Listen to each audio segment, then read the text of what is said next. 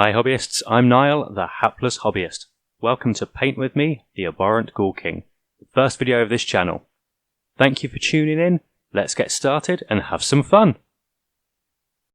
Today we are painting the Abhorrant Ghoul King, a great minifigure from the Flesh Eater's Court Start collecting box.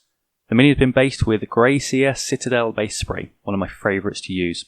All the paints as well today will be from the Citadel paint range. To start everything off, I'm doing a base coat of Deathwild Forest. The aim is to cover all of the flesh parts of the ghoul in this colour, giving myself a good starting point for the rest of the colours and tones on this model. I started with a darker tone, one that is similar to what will be used later to add highlights. It is normally easier to start darker and work up to the brighter tones than the other way around in my experience. Plus it means areas that I already want to be darker are going to stay that way, making shading recessed details a lot easier. One thing to note, normally I would recommend you thin your paints down when using them. It makes them flow onto the mini easier, makes your paints go further, and makes sure that the paint does not clog up any detail.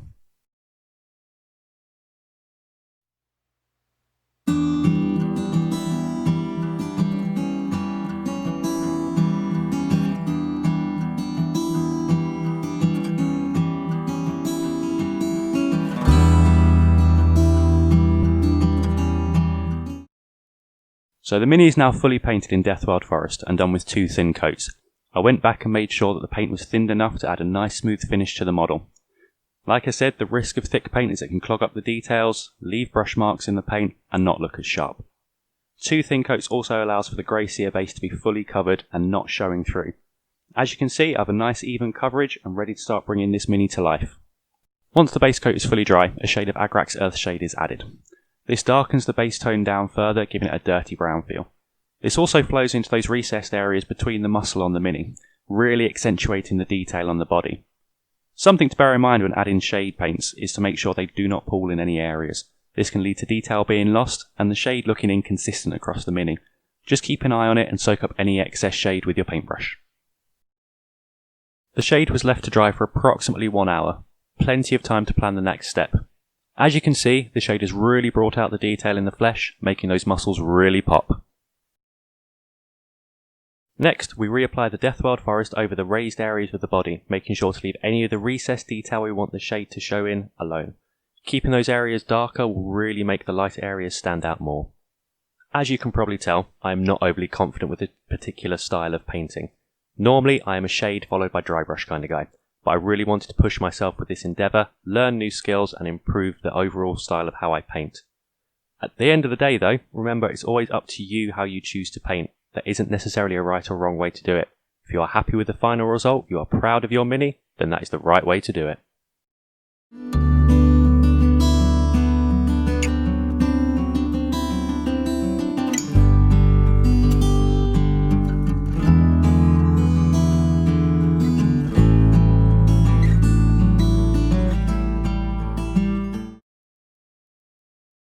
Now, onto the dry brushing. As I said, this is definitely my preferred method of adding quick highlights. For the dry brush, I am using Nurgling Green, a few shades lighter than Deathwild Forest, so it adds a more natural feel to the brightness.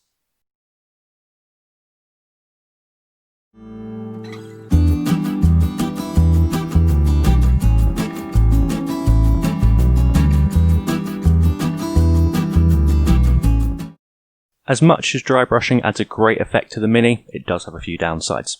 It can leave your mini with a very chalky feel to the paint. If the brush you're using isn't dry, it can streak the paint across it, and if you don't remove enough paint from the brush and you accidentally hit too hard, you can leave a massive splodge on your mini. Now, onto the ghoul's face, starting with the tongue. The base of this is Screamer Pink. I'm going to be using a very fine detail brush to get into the mouth, trying to avoid the teeth. But if accidents do happen, we can clean it up later. Once it is dry, I will add a small highlight of Emperor's Children onto the tip of the tongue.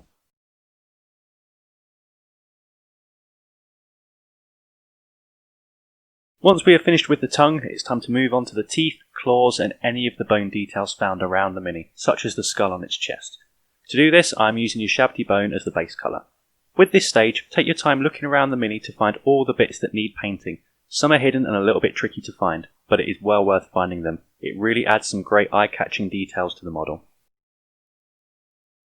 Once you have found and painted all the bony bits, we give it a shade of Agrax Earthshade.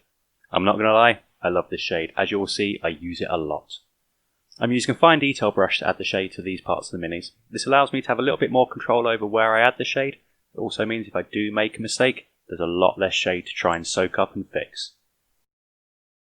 Once the Agrax Earth shade has dried, it's time to get on with one of my least favourites but very effective methods of painting, edge highlighting.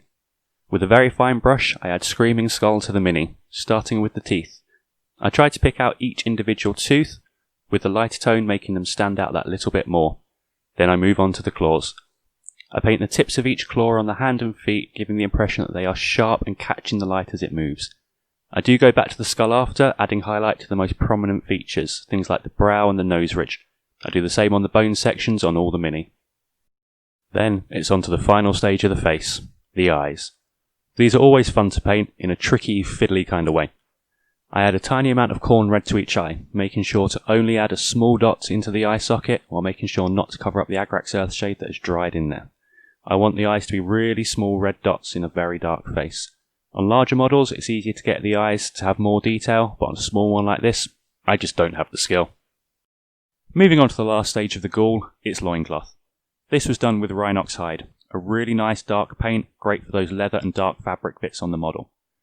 With it being a base paint, it has really good coverage, but it is a thick paint, so it does require a fair bit of thinning so that it gets a good consistency, which as you can see, once again, I did not do. I will get thinning paints right one day, I'm sure. Once the Rhinox hide was dry, I give it a shade of, you guessed it, Agrax Earth shade. This stage was probably not needed, but I do find that if you have any inconsistencies in your paint, any of that base colour still slightly showing through, a shade can help blend it together and hide it quite nicely. And finally, an edge highlight of Mournfang Brown. I did this on the raised areas, such as the fold on the loincloth, down the middle of it and along the top of it. This helps the loincloth look that little bit less flat, and just by adding one extra tone, it can make a really big difference. I also use the same technique on the front of the loincloth, as well as any leather straps found around the body which are holding bones and trinkets and bits and pieces. So, with the body of the ghoul finished, it is now time to start the base, starting with the large rock the ghoul is leaping from. To start with, I give it a base coat of Eshin Grey. A good base colour for rocks, gives a nice smooth finish, especially when thinned down. Once it's dry, I'll give it a shade of Agrax Earth shade.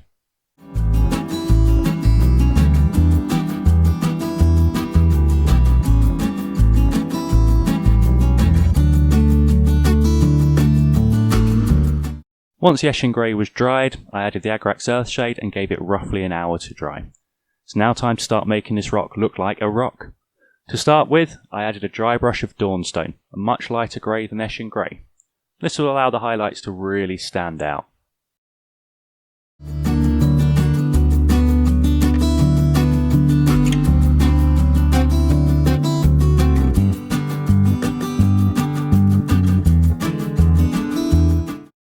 I added a further dry brush of Grey Seer, Castellan Green and Mephiston Red.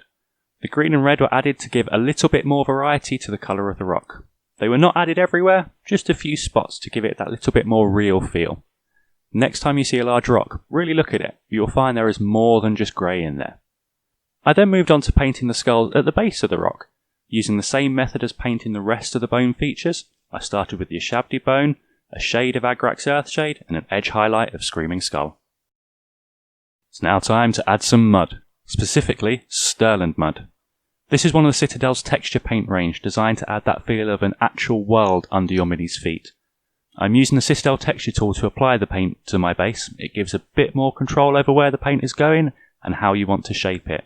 I recommend using something like this for these styles of paints and avoiding actual paint brushes. The texture can clog them up very, very quickly.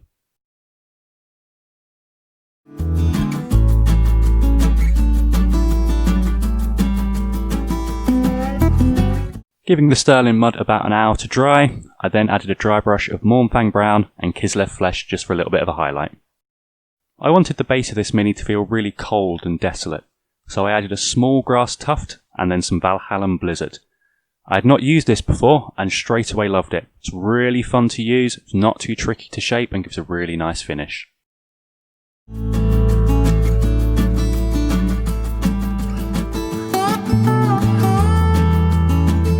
As a finishing touch to the Valhallan Blizzard, I added a mix of Templeguard Blue and Lamian Medium. 1 part Templeguard Blue to 3 parts Lamian Medium. I wanted it to feel a little bit cooler than it initially looked, so adding that little bit of a blue tinge really brought that out.